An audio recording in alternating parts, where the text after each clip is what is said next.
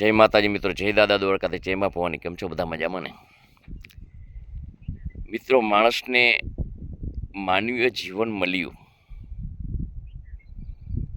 પરંતુ માનવીય જીવનની અંદર માણસને પોતાની કિંમત ક્યારે સમજાય એમ.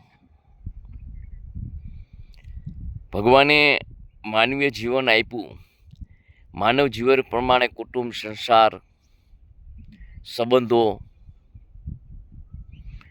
આ બધું માણસે કર્યું, મેળવ્યું. સંપત્તિ, સંતતિ, સુખ, સાહેબી, પદ, પ્રતિષ્ઠા. પરંતુ આ બધું મેળવ્યું એટલે કિંમત પોતાના જીવનની સમજાણી. તો માનવીય જીવનની કિંમત ક્યારે સમજાય? મિત્રો, આ બધું જે મેં વાત કરીને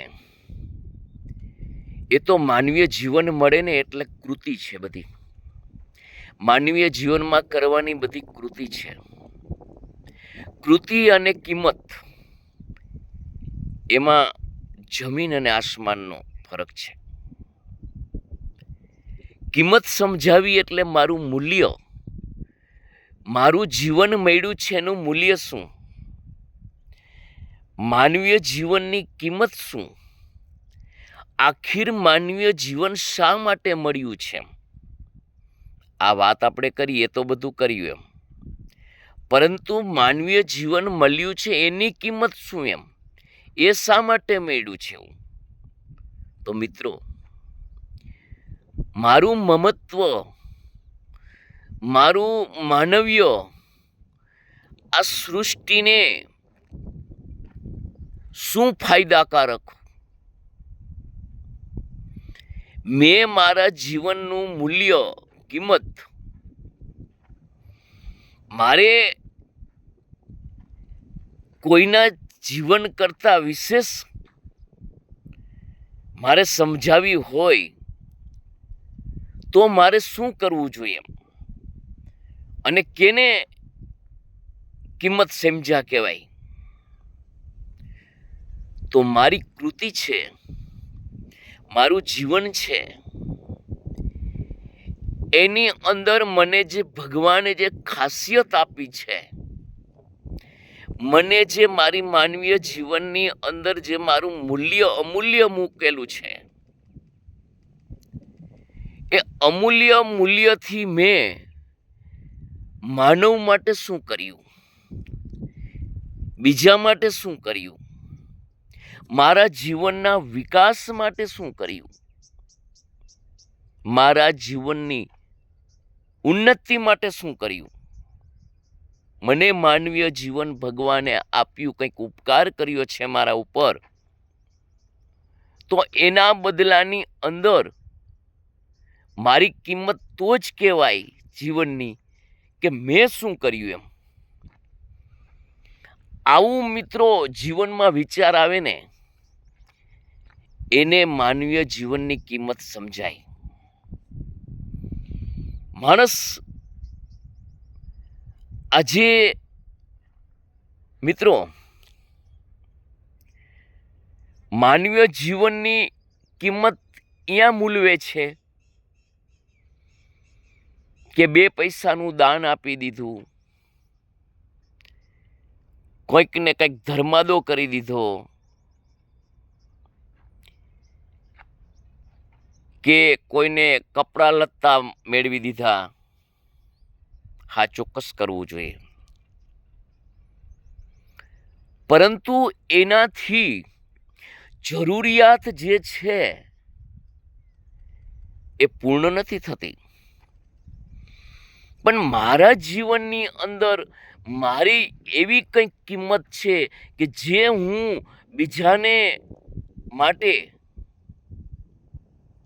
વાપરું તો એની કાયમે માટેની જે જરૂરિયાત છે એ પૂર્ણ કરી શકું, એ તો જીવનની કિંમત સમજાય.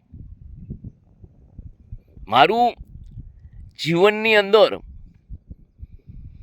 જે મારા સંસ્કારોથી મારી જે ઉન્નતિ થઈ છે એ સંસ્કારો બીજાની અંદર મૂકું અને એની પેઢીમાં એ સંસ્કારો આગળ વધે તો એ મારા જીવનનું મૂલ્ય સમજાયું કહેવાય. મારી સત્યતાનો જે સિદ્ધાંત છે, મારી જે કામ કરવાની જે નિખાલસ અને સ્વાર્થ વગરની જે ભાવના છે, એ ભાવના બીજાની અંદર હું આપું તો જીવનની કિંમત સમજાય. કારણ કે તમારા જીવનની કિંમત જે છે ને એ બીજો કરી શકે, અને એ બીજો જ્યારે કિંમત કરે ને ત્યારે તમારા જીવનની કિંમત સમજાય. આમ મિત્રો, જીવનની અંદર છે ને કોઈ પોતાના જીવન માટે, સ્વાર્થ માટે, પોતાના પરિવાર માટે કંઈ પણ કરે એ તો કરવું જ પડે એમ, કારણ કે માનવ અવતાર લીધો છે તો એ કરવું જ પડે એમ. અને એવી રીતે પોતાની પેઢીને પણ જે કૃતિ કરીને જે આપે છે, મેળવી દે છે, એનો નાશ છે.